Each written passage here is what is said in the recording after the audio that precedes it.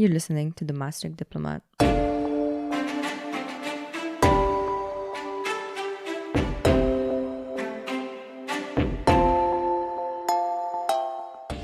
Welcome back to Understanding Europe. In this episode, we're going to discuss crisis management and also governance in the EU. Don't worry, it's not as complicated as it sounds. Well, it's pretty complicated, but we try to split into two parts. First, we talk a bit about what a crisis is. How do we manage a crisis? What does this do? Secondly, we illustrate how the EU actually functions regularly, but then also in a state of crisis. So without too much further delay, Charelle, who's joining us today? Yes, so since we're talking about crisis and EU management in crisis times, we are interviewing today two professionals from CERiM. Our first guest is Professor Dr. Esther Versluis, Professor of European Regulatory Governance and Head of the Political Science Department at FASOS. Her research focuses on the European Union, regulatory governance, policy analysis, policy implementation, compliance, agency, and risk governance. And our second guest is Johan Adriaensen. He is the research coordinator at CERiM and assistant professor at the Department of Political Science, also at FASOS. His research focuses on European public policy and the role and functioning of the EU's member states. So it's going to be a very interesting conversation, and let's get it started.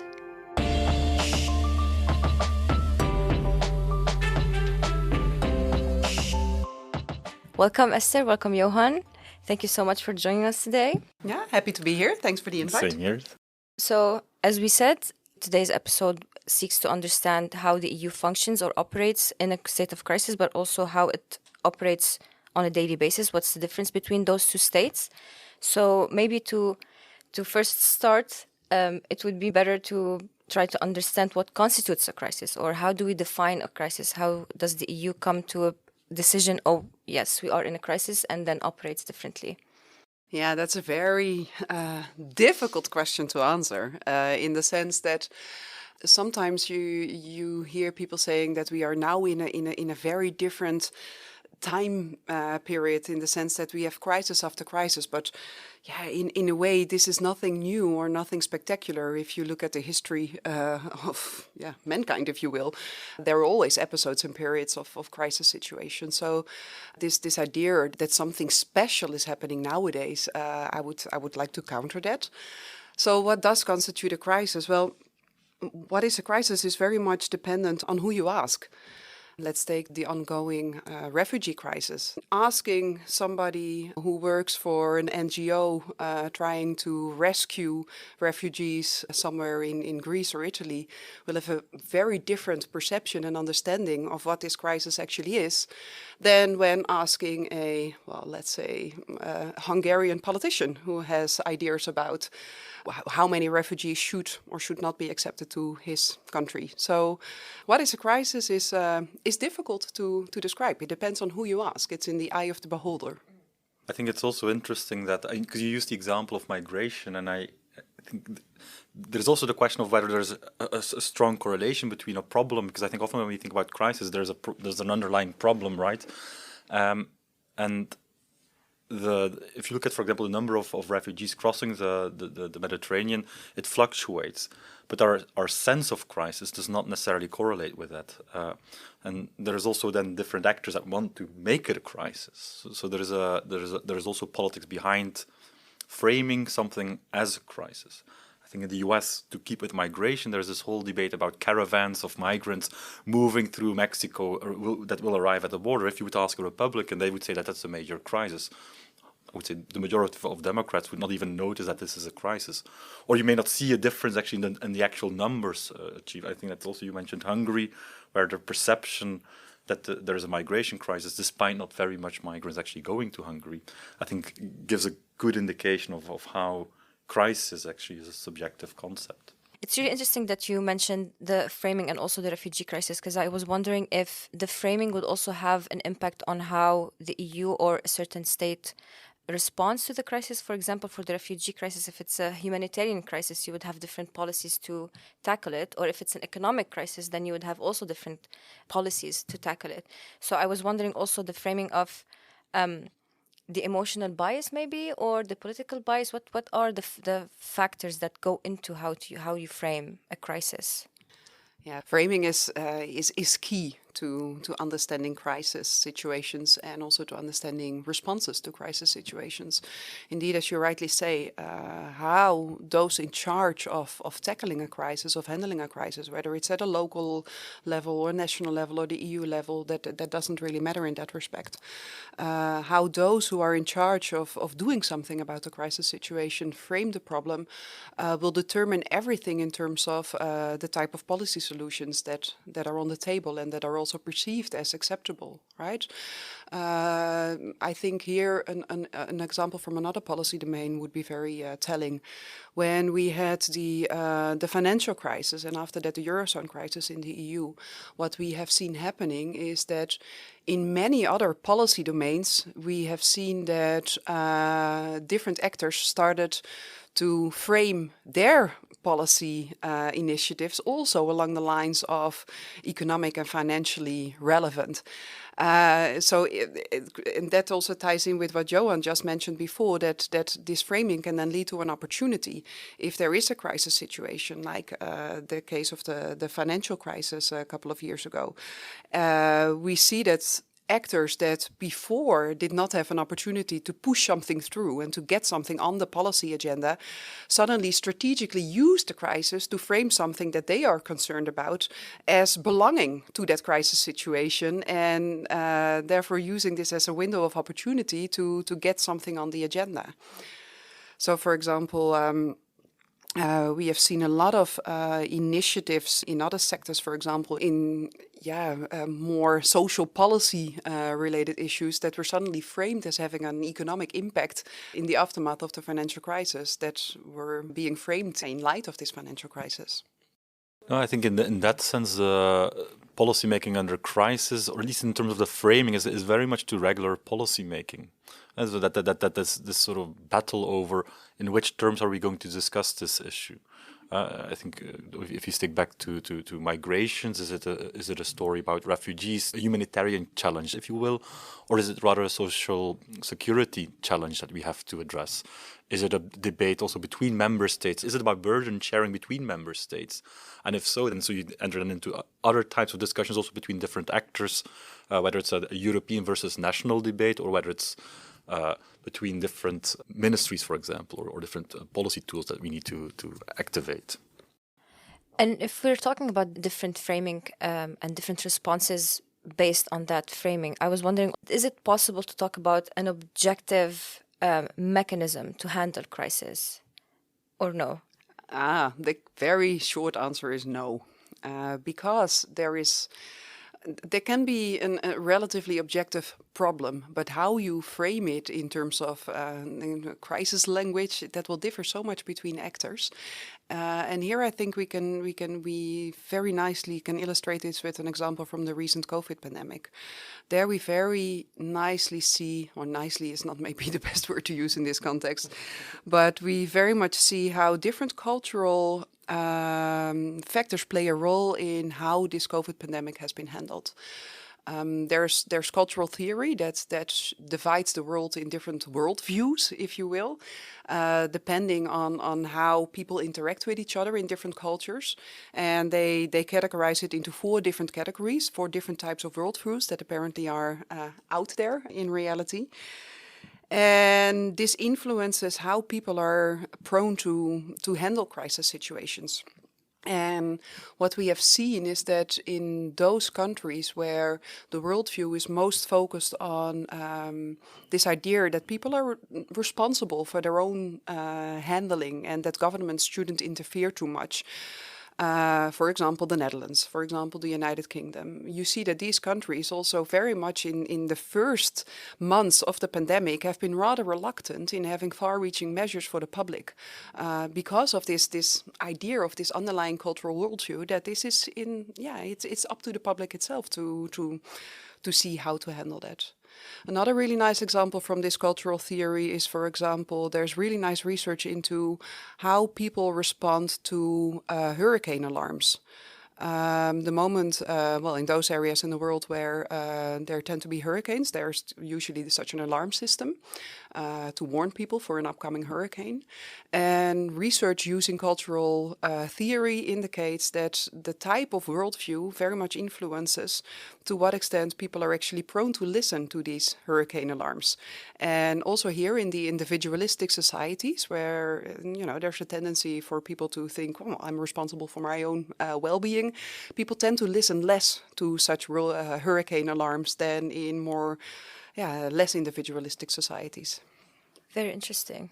Are there any other factors that come into play when we're framing a crisis? Here we know from psychological literature that people tend to respond very differently to crisis situations. So there's different types of research showing how different people have different tolerance to risks and uncertainties. And where you are on this ladder, if you will, of being very open or very acceptive of risks, or whether you're very averse to risks, will very much influence how you will perceive a crisis, and will also very much influence to what extent you're responding to a crisis situation. We also know from this psychological literature that men tend to be more acceptive of risks and crisis situations compared to women. We also know that conservative white men tend to be most risk accepting. So, this linking this to also decision making in a crisis situation. If you have a committee of responsible people who have to deal with a crisis situation entirely consisting of conservative white men, you will have a different type of response, because these tend to be more risk-taking than when you would have a group of, let's say, leftist Latin American female make the decision. So we know that different people have different ways of responding to uncertainties and to crisis situations. If you were to apply that to the US handling of the pandemic, you could basically say, well, the way that Congress is set up out of old white men might help explain why they were so hands-off, and then the minorities trying to get at least a bit more protection. No, very much. And this is why it's also extremely important that in governing crisis situations that you have huge variety in terms of who actually sit around the table to make a decision. It shouldn't be too much of the same people, if you will, right? Because that also leads to a situation. This is again a term from the psychological literature called biased assimilation. And this basically means that people, everybody, also all of us here around the table, we have a tendency to believe those things that are most in line with our own feelings and perceptions. So again, linking back to the refugee crisis as an example, if one as a person has a tendency to feel sorry for refugees and to think that we should be accepting and that we should have policies in place that allow a welcoming of refugees to a country, you tend to believe information that is in line with this perception much more, and you would tend to perceive that as much more trustworthy and reliable compared to when you are somebody who has the opposite perspective. So this is exactly the same what you see also in social media, right? With, what's the word I'm looking for? Polarization? Yeah, no, the filter that influences your feed. The algorithm. The algorithm, indeed. So us as humans, we also have such an algorithm in our heads, in the sense that we tend to filter information and we tend to believe the information that fits best to our way of thinking. That's very interesting. I'm wondering also the role of social media in framing something as a crisis, because sometimes the policy is not responding to that, but then on social media it is, like climate change, for example. And some policies are more reluctant to respond, or there's like more of a political approach to certain industries. But then on social media or other media platforms, we're already in the doom. It's coming. So how does that play also in what's the push and pull between policy and social media, if in simple terms? I think it's a state of crisis, right? So the sort of the algorithm selects hyperbole and amplifies any sort of crisis narrative, as if everything is like, I wouldn't say bad, but basically requiring action. So I do think that in that sense that it sort of acts as a magnifier, as a, how you call it, megaphone, right? Yeah, that there is a sort of an outrage non-stop that feeds on this idea. So I would say that also amplifies the perception of crises requiring answers.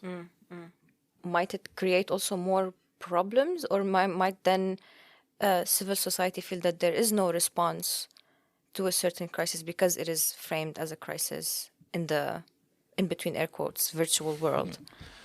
I think it floods the field, so it creates a lot of gray noise. That it becomes more challenging to, because we've been discussing different, how crisis is constructed, but in the end there is, I wouldn't say an objective truth, but in the end you still want to figure out like which problems require action, which crises are more real, if you'd like to put it that way, than others, which are more urgent in requesting a response. And I do think that basically becomes more challenging, because everybody feels that the crisis that they feel deep about should be the top priority of a government. And yeah, that sort of obfuscates now what should we focus on, and then shifts also, depending on who's in power, the types of crises that require a solution. It's almost as if there's these two algorithms working at the same time. The social media one that shows us what we want to see in some ways, and on the other hand, we also want to believe things that confirm our own beliefs or our own worldviews. So in the way we could apply this to crises, especially viewing them and framing them as individuals or as a society, it's just constantly trying to, getting some information, seeing something as, oh, this is important, this is now a crisis. And is this word, or is this term crisis, in your view, then overused in some ways? Because, as you said earlier, it seems like we have never-ending crises now. Every day, every week, there's a new crisis. And how can we navigate something that is a crisis if everything is viewed as a crisis? I think it begins to lose its meaning.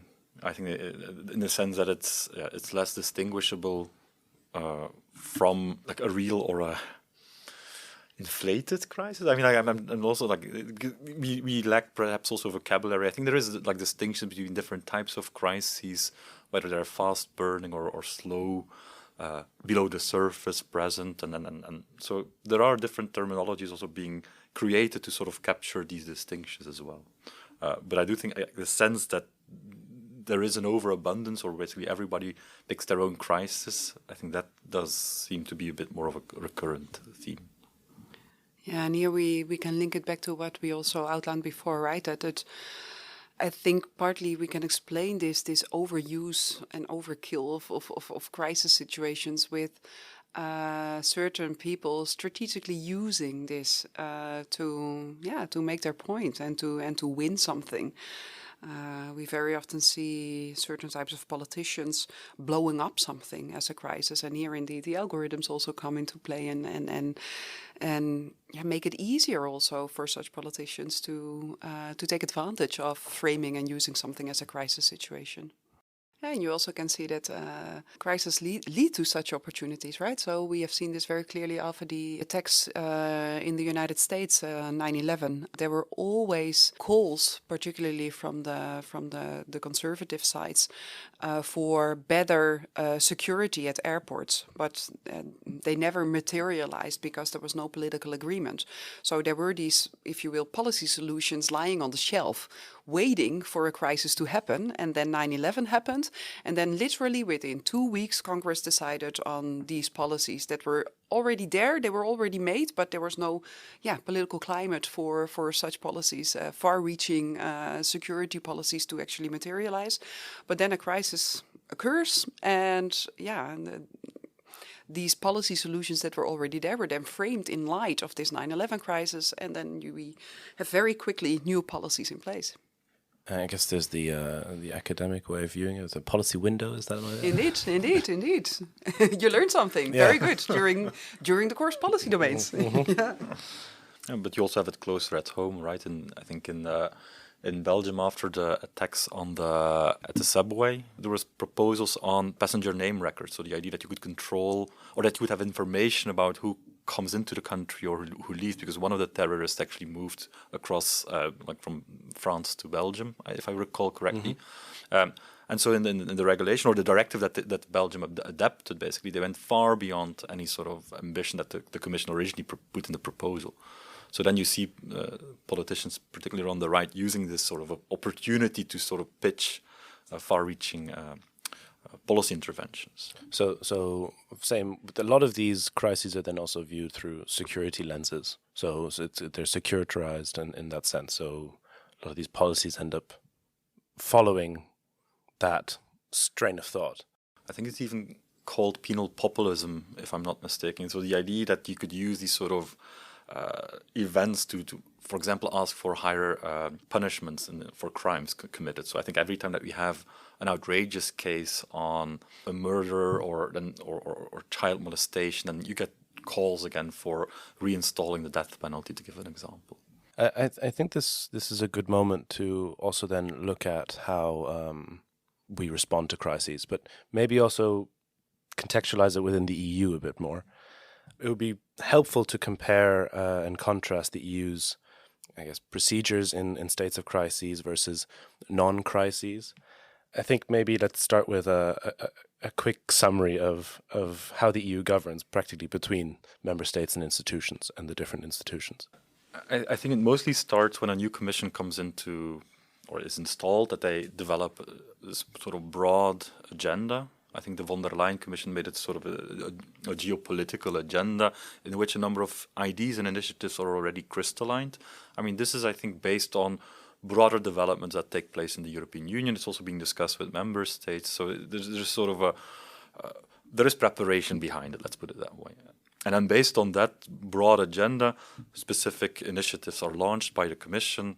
And then member states in the Council and elected representatives in the European Parliament can basically comment, adjust, and ultimately adopt the piece of legislation. I would say that that's in a nutshell the normal thing. So basically it builds on a slow, some would say very slow-moving agenda, but it is very well corroborated, very well deliberated, leaving quite a lot of time and space to hash out specifically technical details for which they would often, I think this is also part of the core competencies of the EU to draft regulations. So it's very regulatory and often less politically savvy.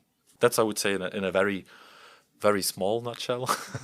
Yeah, and I would say in addition to that, what is very important in this normal state of affairs, if you will, in terms of how policy is being made in the EU, and Johan, you hinted at it already, is the consultation of experts. And there's a very long stage in which the Commission, who is responsible for initiating and drafting legislation, a very long stage of talking to all sorts of stakeholders and trying to come to, you know, the common level playing field, and making sure that policies that are being proposed already to the Council and the Parliament for adoption, that we have a sense of these being widely accepted by all the stakeholders out there in the field.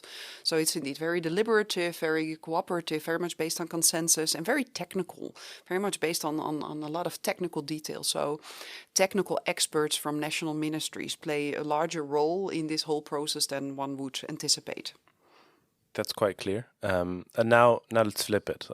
There's a crisis. What does the EU do? Where should we start? I think crisis can work in two ways. I think one way it can expedite existing pieces of legislation, because I think some of the problems that are crisis-sized or are framed as a crisis, we know them for quite a while. I think, for example, if you think about the Eurozone crisis, or at least the problems in the construction of the Eurozone were known already at its inception.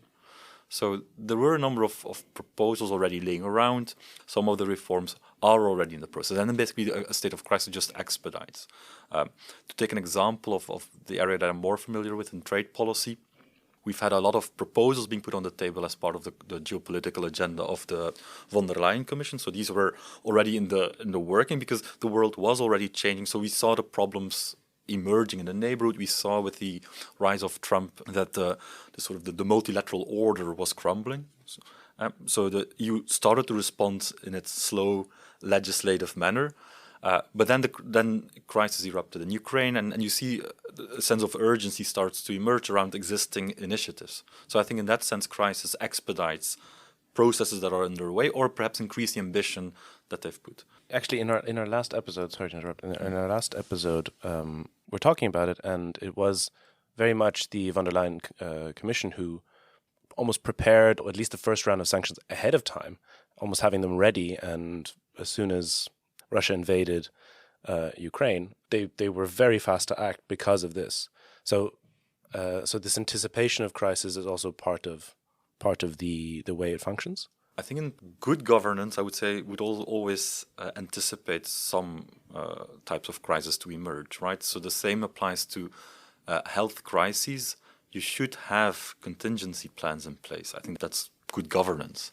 I think the fact that sometimes they weren't in place, I think that made it for the EU a specific crisis. So I think in the case of the Ukraine sanctions, to me it seems as part of proper preparations that you would have these plans ready to go to react swiftly. I think the sort of the expedition or the speeding up of processes that I refer to, I think it relates to just to prioritization. Yeah, and in that sense, we again see here how what makes crisis decision making different from normal the normal state of affairs is that it indeed creates opportunities, right? We discussed this before, but I think I can give another example to illustrate how that works.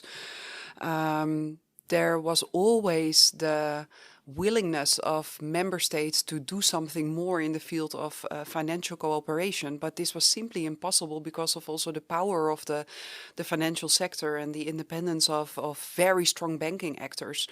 So it basically wasn't possible and feasible to do more at the European level. So this was financial policy was very much arranged at the national level.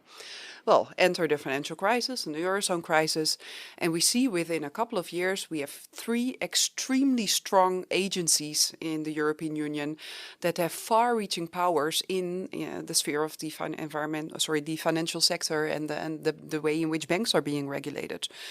So it allows policy options that were perceived unfeasible before. I think what crisis does to policy making is that new policy options that are previously unthinkable suddenly become realistic.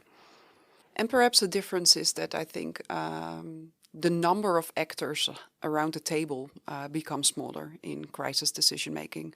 So what we've sketched before is the enormous length also of deliberation with experts, technical experts in the field. You simply don't have the time in a crisis situation, right? So it needs the speed of things is hugely different. So you see that the group of people deciding becomes much smaller, and that obviously does something to how decisions are being made. Yeah, no. It also forces you to compromise quicker, because or to leave parts that you can't hammer out all of the details. So I think there's a greater willingness to compromise, because you need a response to a crisis, and then you can't just hold out and just play a waiting game, which often happens.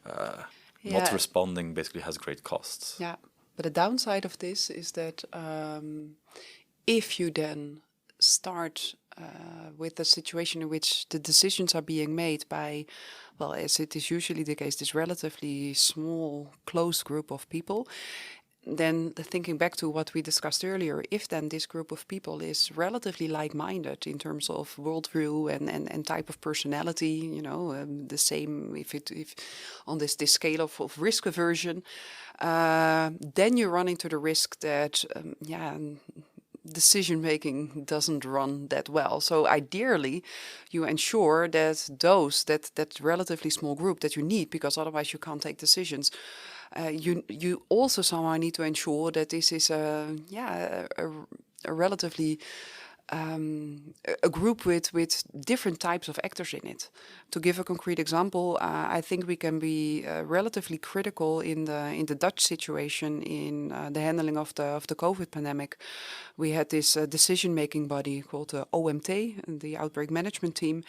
And if you look at the composition of this decision-making body, well, officially they only they advise the government, but the government always followed their advice. But the composition of this team was, it was not diverse enough. It was mostly experts on the disease itself. But in order to really properly debate and make good decisions in such a crisis situation, you need diversification of expertise in such a decision-making team. In that example, to what extent does the national government overweighs the policies of the EU in general? So we're talking about policies in a certain crisis state, but then giving the concrete example of the COVID pandemic, different member states reacted differently. How does the communication go? I think it's difficult to answer in general, in the sense that it very much depends on the type of crisis and the type of policy field, because there's huge variation in what competences the EU has actually in certain policy fields. And in this example of the COVID crisis, health is something that is not necessarily regulated at the EU level, but where the member states still have a huge amount of competences. We now see that the crisis will change this, because there are now calls for creating a European Health Union. So I predict that in the next couple of years we see the adoption of a huge amount of new legislation in the field of health, where we see more competences at the EU level. But this fact that the EU did not have competences in the field of health, or at least not far-reaching, led to a situation that at the start of the crisis, let's say the first half year or so, member states really just acted on their own. And of course there was coordination somehow, but every member state really had its own policy. And you only see that later in the crisis that things start to change. So they set up an EU Emergency Response Coordination Center, and they set up a Health Emergency Preparedness Authority. So they started to liaise and communicate much more at the EU level the longer we were into the crisis. So COVID also being a relatively long crisis, we saw this shift of competences to the EU level. But this might be, I think it's a completely different situation in the field of the Ukraine invasion. Yeah, I just wanted to echo it. It depends a lot on the cross-border, or whether a crisis has cross-border ramifications. I think that's one of the main elements of whether it would have an EU response, or whether an EU response is expected or not. I think in the Ukrainian crisis, I'm not an expert on that topic, so for me it would also be difficult to say. I think where it does touch, for example, if to give somewhat of an other example, I think there is a policy also of the EU. The EU member states still have their national foreign policy, and I think in one case Lithuania had a dispute with China over Taiwan. Now China responded targeting the Lithuanian, or diverting trade to Lithuania. So then it basically becomes a challenge also of the EU, because the EU's internal market and its common commercial policy is unified.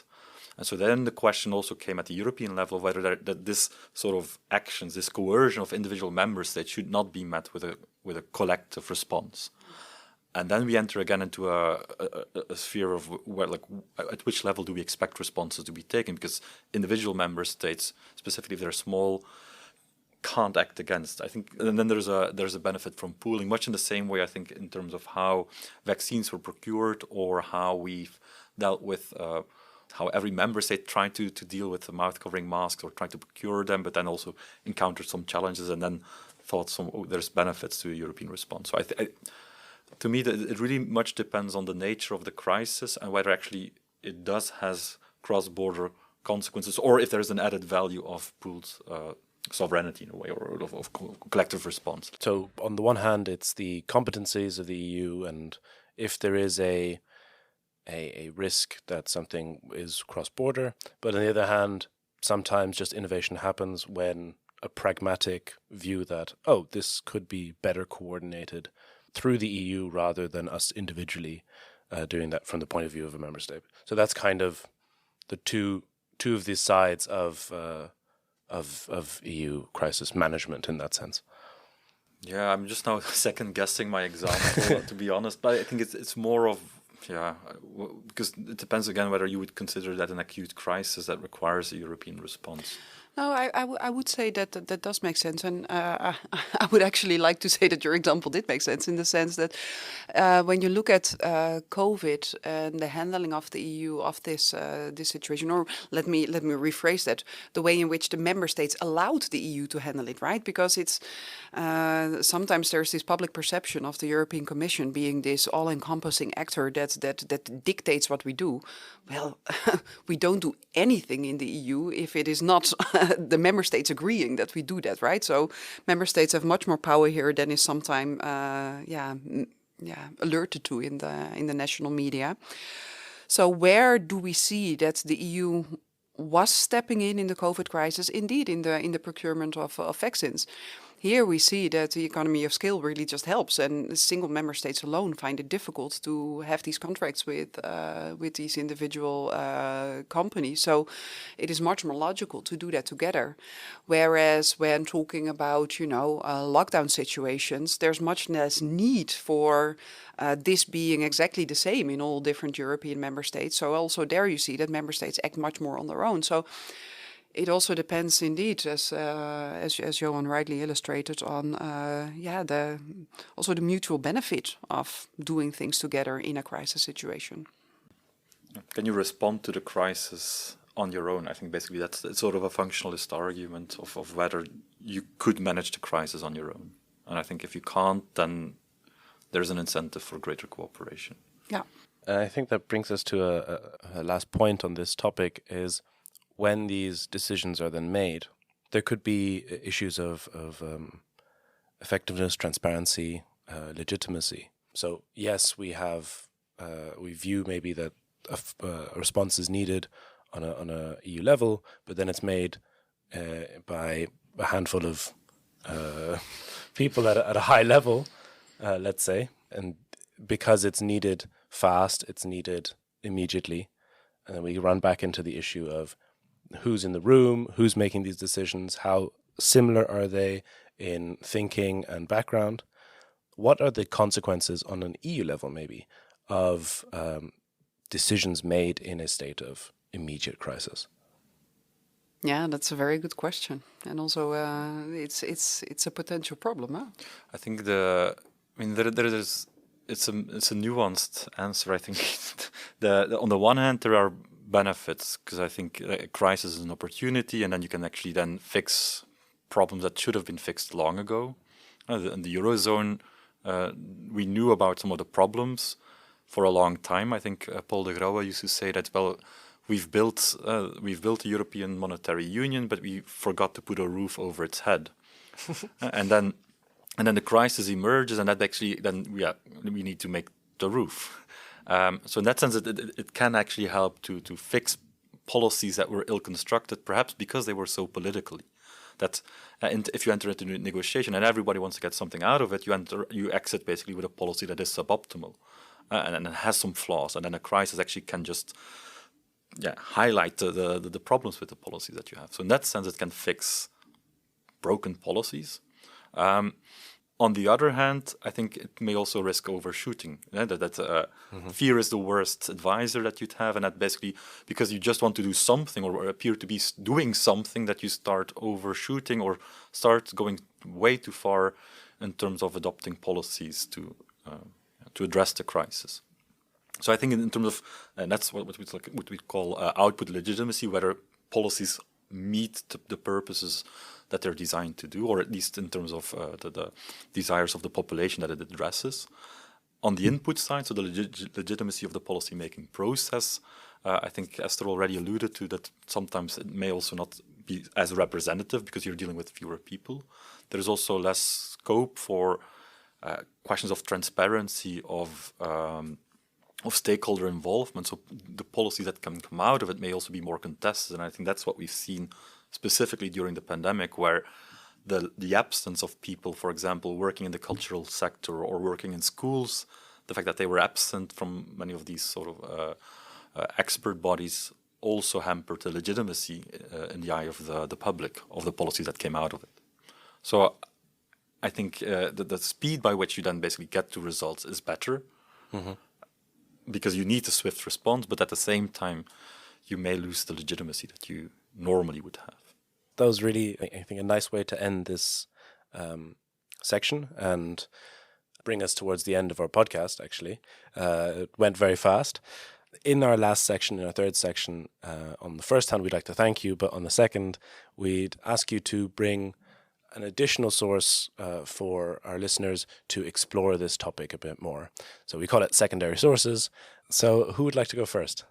One that I would like to recommend that I thought also was very interesting to read it's a book by George Papakonstantinou, who used to be a finance minister during the Greek crisis. So his book is called Game Over: The Inside Story of the Greek Crisis, and actually it's a first-person story about the experience of him as a minister of finance entering into the Greek crisis and navigating that crisis. So it gives you a very nice insight also in EU policymaking, because he also talks you through visits to the European Council or visits with other ministers, with the IMF, the negotiations that took place, but also the domestic politics and so forth. So I thought that was a really nice, and also reads really well. So it's not a sort of an academic dry book, but it actually is a really interesting insight.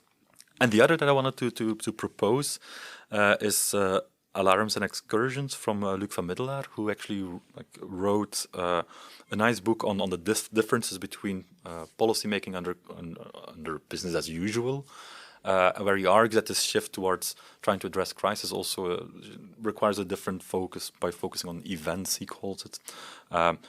So it's called Alarms and Excursions, Improvising Politics on the European Stage, and it's also quite nice to read. I mean, those will of course be linked in the description of the episode. You've got an upcoming course, no? Yes. Am I not wrong? Yeah, indeed. Yeah. So in the next period, we will have a course on the EU as a crisis regulator, if you will. So in this course, students who signed up can actually select their own crisis, and then they are going to explore this crisis and see how the EU actually handled and tackled that specific crisis, and try to. They also have to then write a blog post and actually do some policy recommendations to the European Commission on how to handle this specific crisis. So I'm looking forward to that course. I'm looking forward to hearing how it goes. And thank you very much for both of you for coming today. And thank you everyone for listening. Glad to be here. Thank you.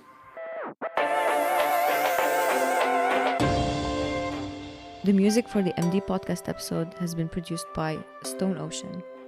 And this podcast episode has been produced, recorded, and edited by Brendan Hogan and yours truly, Charelle Abdullah. Talk to you soon.